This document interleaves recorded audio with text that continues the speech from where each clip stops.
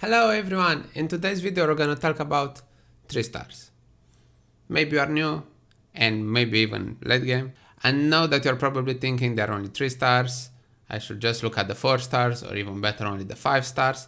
But in reality some of them are actually OP and some of them, at least you should probably look into them. Maybe if you don't have a 4 star or 5 star that does that thing, and you need someone that does that thing, you can use a 3 star. I'm gonna try to make it as fast as I can. I'm gonna try not to lose 10 minutes for each one of them. Yeah, we should probably start with the most powerful ones, which are Kluri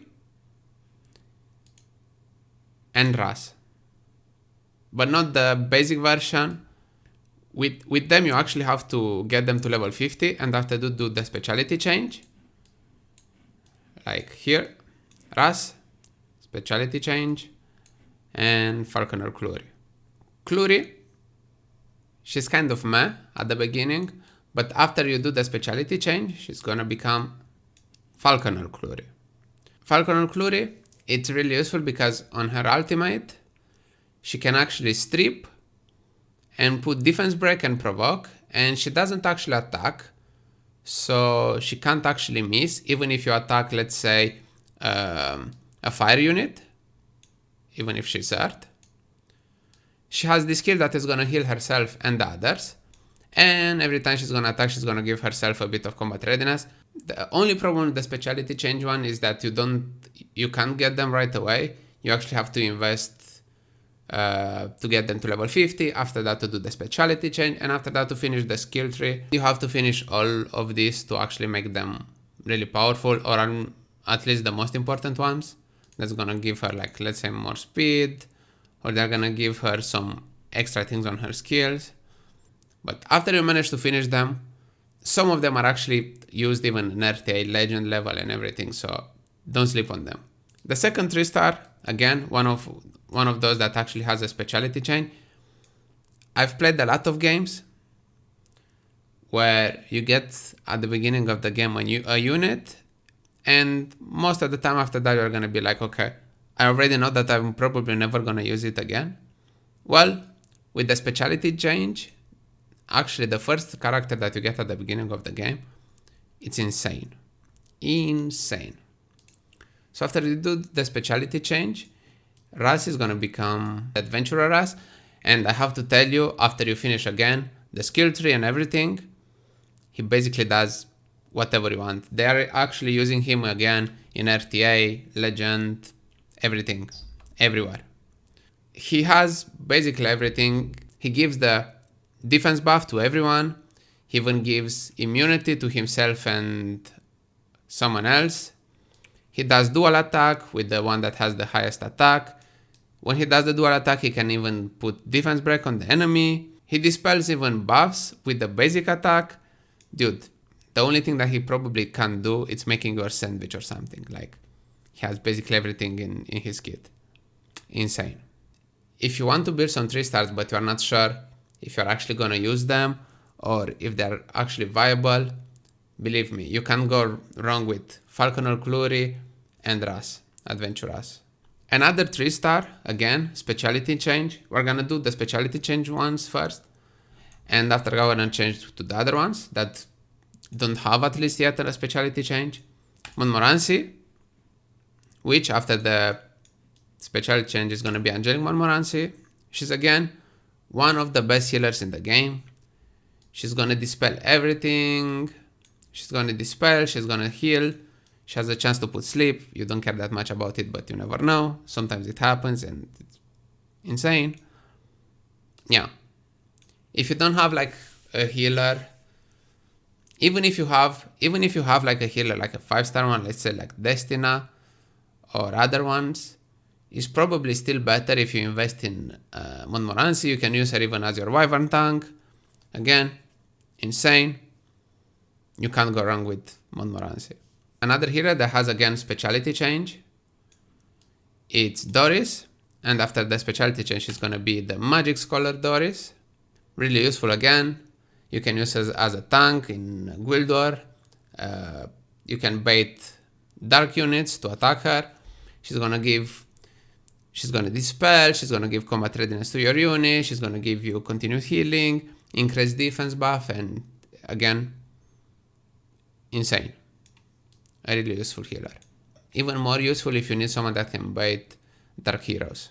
The only other speciality change that I think you can look into it, but it's like the last one out of them, it's Lorina, which becomes Commander Lorina. She's a character that you are probably going to use only in PvE, but if you need the nuker in PvE, she's one of the best one you can actually have, even if she's again 3-star. If you do the speciality change, she does a lot of damage, she decreases the combat readiness of the enemy, she gives herself combat readiness, so she's gonna cycle the turns over and over again, she's gonna increase her attack, and she does a lot of damage. At the same time, I know that people use her in Ride because she gives a lot of camp morale, and yeah, if you need the nuker and you're not sure who to build, she can be your answer. For PvE though. Now that we are finished with the most important one from the speciality change, you can do all of them, but if you have to prioritize some of them that you want to be sure that you're gonna use them, you should probably go with those ones. If you have done all of those ones and you want to do the other ones, go for it. All of them are okay. Some of them I don't know where you're gonna use them. Like let's say the new one, Carmen Rose. You can use her in Hunt. You can use her against Golem. But yeah, some of them, they don't have that many uses. So you have to invest a lot of time and energy and stamina into them. So if you are at the beginning of the game, you should probably not prioritize the other ones and just focus if you want to build some 3-stars on these ones. Now, for the ones that don't have a speciality change, most of them are not going to be insane, like let's say Raz that does basically everything. They're going to have like one job, but they're really good in that job. Let's say Judith. Judith is nice. First of all, you don't actually have to 6-star her. You can leave her at 4-star awakening. In that way, she has her max speed. She's really fast for a 3-star. And she gives combat readiness. So you can actually use her in PvP. You can put speed gear on her. In that way, she's going to have the first turn. It's going to give combat readiness to the other units. And that way, you're going to have first turn with all your team. That's basically it. If you need someone to boost your team, Judith. Doesn't take that much investment. So, Alexa. If you need someone that does a lot of damage to Wyvern, max crit and crit damage, Joker, and you're set. Alexa. That's basically it. You're gonna probably use her only for Wyvern, but she's really good at that. Mirsa. A really fast unit, 120 speed. She's like a 3-star. You can actually say that she's basically like a 3-star version of Rylot, in my opinion. She has evasion. Every time she evades, she gets even more speed. She gets the speed buff. She does a lot of damage. Sometimes she can actually one-shot the team alone. Really good in PvP. Taranor Guard. Really good unit for Wyvern. A lot of people use him for the defense break, even because he gets a lot of dual attacks. And sometimes some people actually use him even as the tank in Wyvern. And yeah. If you need more defense break for Wyvern, Taranor Guard. Kiris. She has one job and one job only. If you have some problems with Abyss, probably Kiris is the answer in some way, shape or form. Most of the people level her to level 50. Just enough to make her tanky enough, so they put actually items that give HP. Because she can put a lot of poison on bosses in Abyss. And you can choose a lot of floors with her. A lot of floors. So you can make her speed, effectiveness and HP, in that way she doesn't die. And yeah, you're just gonna cycle preparation into basic attack and get rid of most of the bosses in Abyss. The only thing is that that's the only thing she's gonna do, nothing else. But at the same time, you don't need to invest that much in her, so I probably used her in half of the Abyss, maybe more actually. And yeah, Kiris. Celeste, really fast unit. You can use the second skill after that to decrease the combat readiness of the enemies. In that way, all your team is gonna get a turn. And it's easy to make her fast enough because she's really fast. Mistychain, again, another unit that is for Wyvern. It has debuffs and it can actually heal with the skills. Again, you can put on her Siraren. In that way you put more debuffs on the boss if you need more debuffs. If not, you can actually put Joker. In that way she's gonna do a lot of damage and at the same time, based on the damage, she's gonna heal. If you need more debuffs or some healing, Mistychain. Lena, easy farmer, because she has a lot of crit hit chance. She's gonna reset her ultimate. She's gonna reset this skill every time she's gonna kill someone, and she's gonna get increased attack. Really one of the best farmers in the game. Even if now, since they decided to buff Fritiera, we should probably go with Fritiera because she's a light unit and is plus 15 right away. But if you prefer her, there is still Lena. Ian, it has Dispel on the first skill, which is really useful. You can dispel the buffs from the enemies. He has this skill that is gonna give increased attack buff to all your team.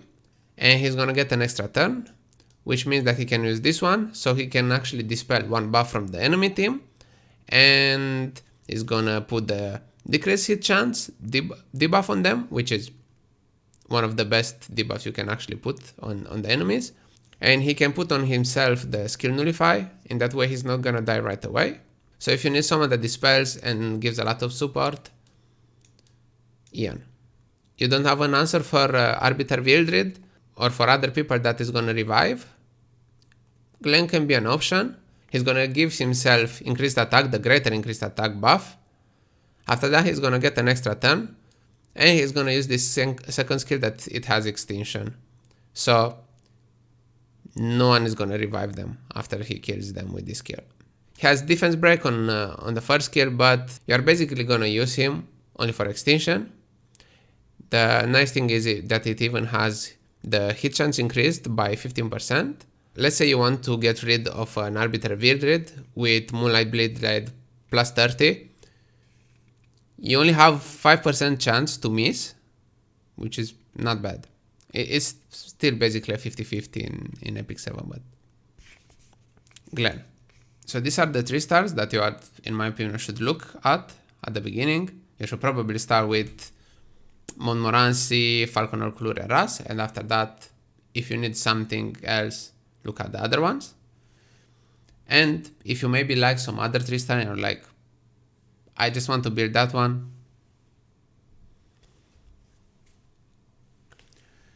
with the right gear,